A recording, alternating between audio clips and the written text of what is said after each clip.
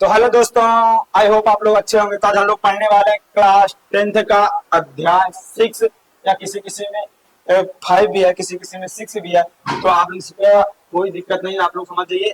इसका चैप्टर का नाम क्या है हमारा? जैव प्रक्रम। तो आज हम लोग क्या पढ़ने वाले हैं?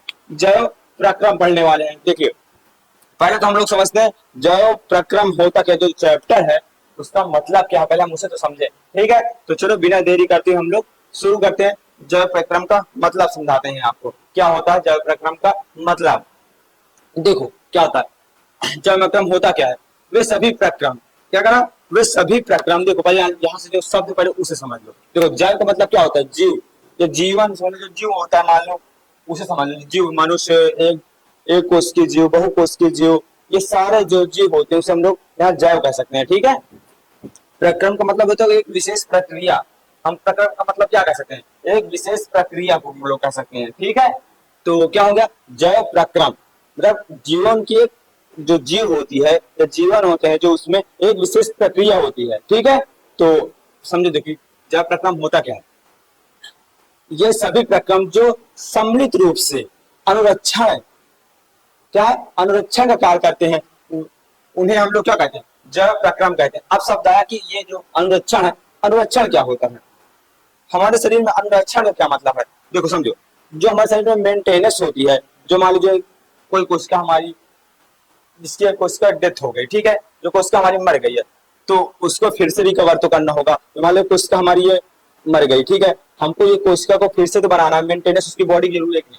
तो वही है, तो क्या होता है मेंटेनेंस, जो अनुरक्षण होता है बॉडी का, उसे हम लोग क्या कहते हैं? अनुरक्षण करें। ठीक है, जो हमारे मान लो कोई कोशिका मर गई या कुछ भी हो गया, ठीक है, वहां भी नई कोशिका आएगी, वो साफ होगी पुरानी कोशिका, तो पूरी प्रक्रिया होती है जो, उसे हम लोग क्या कहते हैं? उसे कहते हैं जैव प्रक्रम कहते हैं। ठीक है, देखो अब इसमें तो निम्नलिखित है, इसकी जो जैव प्रक्रम की प्रक्रियाएं हैं वो तो निम्नलिखित है। देखो समझो, पहला पहला यहाँ समझ जाओ, 1 2 3 हम पॉइंट से आपको समझाते जाते हैं क्या क्या है। देखो ये पहला, एक सेकंड,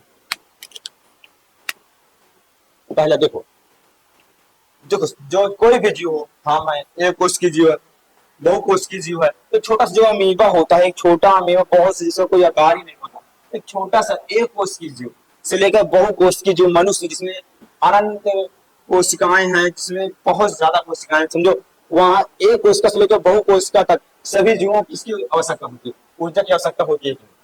हम अपने बॉडी के चलाने के लिए, जो एक कोश की जीव होते हैं उनको वो सब चलाने के लिए उन्हें क्या आवश्यकता होती है कि नहीं? किसकी आवश्यकता होती है? ऊर्जा की।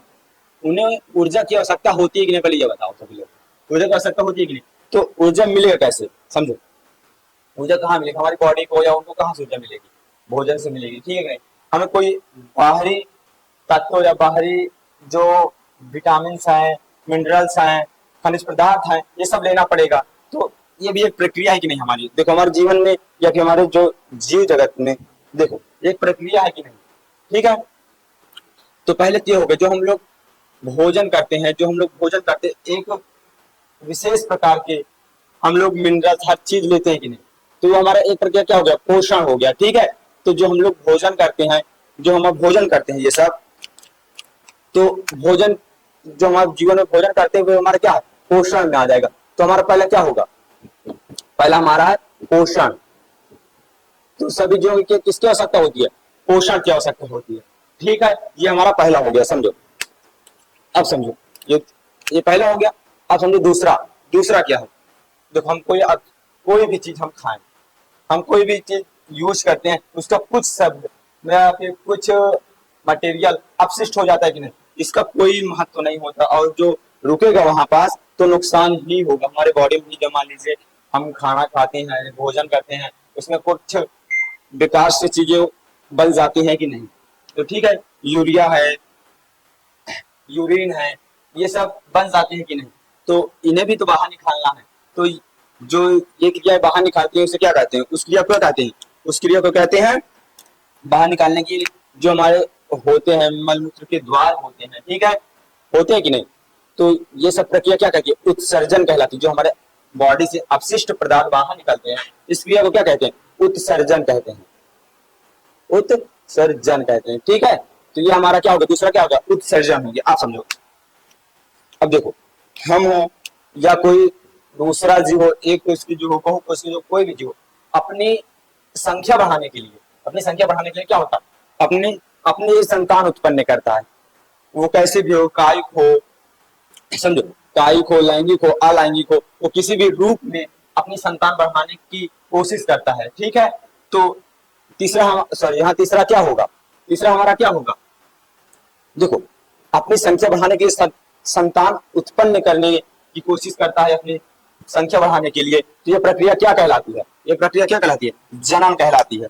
तो क्या हुआ ये हमारा, जो ये क्या है, जनन, जो अपनी प्रक्रिया बढ़ाने के लिए होते हैं। ठीक है, तो ये क्या हुआ, जनन हुआ। ठीक है, समझ गए। अब चौथा समझो, हमारी बॉडी में है, ठीक है, जो बहुकोशिकीय जीव है या फिर जो और नॉर्मल कोशिकीय जीव है, उसमें सभी में समझो एक हमारे बॉडी में है, जैसे मान लो वो जो ब्लड होता है हमारी, यहाँ हृदय से पूरे बॉडी में जाता है, फिर हमारी पूरे बॉडी से ब्लड फिर यहाँ आता है, हृदय में आता है। ठीक है, तो इसमें एक प्रक्रिया हुई कि नहीं, देखो, मान लो ये हमारा, ये मान लो ये हमारा, मान लो ये हमारा क्या है, ये हमारा मान लो हृदय है। ठीक है, ये हमारा क्या है, ये हमारा हृदय है, और ये हमारी पूरी शरीर है। ठीक है, ये हमारी पूरी शरीर है। ठीक है, तो यहाँ से हृदय यहाँ तक आया ब्लड, यहाँ से फिर तो ब्लड जाएगा, यहाँ यहाँ आता है। ठीक है, तो ये पूरी प्रक्रिया यहाँ से यहाँ यहाँ आने की पूरी, यहाँ से यहाँ प्रक्रिया पूरी आएगी। तो ये क्या हुआ, ये भी एक तो प्रक्रिया की है। कैसी प्रक्रिया हमारी, संवाहन की है। तो क्या है ये संवाहन है। तो ये कैसा हुआ, ये संवाहन। देखो, इसमें तो बहुत सी प्रक्रिया हैं, तो ये कुछ इंपॉर्टेंट है जो तीन चार हम बताए हैं, इसे इंपॉर्टेंस डाल लीजिएगा। देखिए, ये चार आपके इंपॉर्टेंस हो गए। ठीक है, देखो बाकी इसमें निम्नलिखित है, आप जिसमें बताते जाएंगे कम, तब भी जितना बताए उतना कम है। हमारे जीवन में सभी अपना जीवन यापन करने के लिए हम लोग जो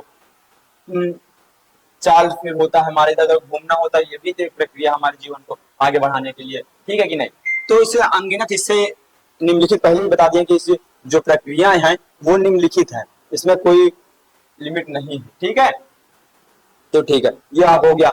अब समझो, अब हमारे जीवन में, हमारे शरीर में जो रासायनिक क्रियाएं होती हैं, ठीक है, क्या होते हैं, रासायनिक क्रियाएं होती हैं। तो रासायनिक क्रियाएं, अब हम लोग इसे अरेंज करते हैं, चलिए ठीक है, अरेंज करते हैं, हम लोग इसे अरेंज करते हैं।